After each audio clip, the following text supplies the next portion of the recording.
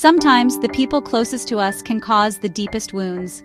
The story of Joseph and his brothers is a powerful reminder that even in betrayal, God's plan never fails. It is a journey of envy, slavery, suffering, and in the end, astonishing forgiveness. Joseph was the beloved son of Jacob, born in his old age through Rachel, the wife he cherished. Jacob loved Joseph more than all his sons, and he gave him a richly ornamented coat, a symbol of honor and affection. But this gift only fueled the jealousy of his brothers. To make matters worse, Joseph had dreams that hinted at his future greatness. He told his brothers, "Listen to my dream. We were binding sheaves of grain, and my sheaf stood upright, while yours gathered around and bowed down to it." Another time, he said, "I dreamed that the sun, the moon, and 11 stars were bowing to me." His brothers were furious. "Will you really rule over us?" they sneered. Jealousy was growing, and soon it would turn to hatred. One day, Jacob sent Joseph to check on his brothers in the fields, but when they saw him coming, their hatred boiled over. "Here comes the dreamer," they whispered. "Let's kill him and see what becomes of his dreams."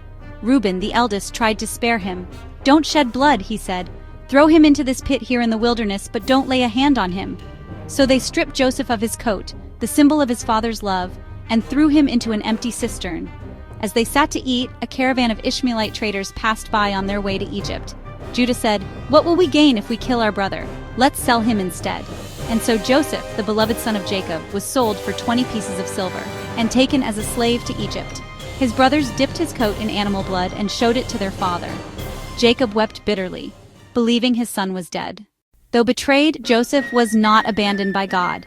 In Egypt, he was sold to Potiphar, captain of Pharaoh's guard. The Lord was with Joseph, and he found favor. Everything Joseph touched prospered. But lies and injustice sent him to prison. Even there, God's hand was on him. Joseph interpreted dreams for Pharaoh's cupbearer and baker. 2 years later, when Pharaoh himself had troubling dreams of fat cows swallowed by thin ones, of full heads of grain devoured by withered stalks, Joseph was remembered. He was brought before Pharaoh and declared, "It is not I, but God who will give Pharaoh the answer." Joseph explained that 7 years of abundance would come, followed by 7 years of famine. Impressed by his wisdom, Pharaoh made Joseph second in command over all Egypt.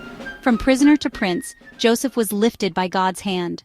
When famine struck the land, Jacob sent his sons to Egypt to buy grain. They bowed before the governor of Egypt, unaware it was their brother Joseph. Joseph recognized them instantly, but they did not recognize him. His dreams had come true.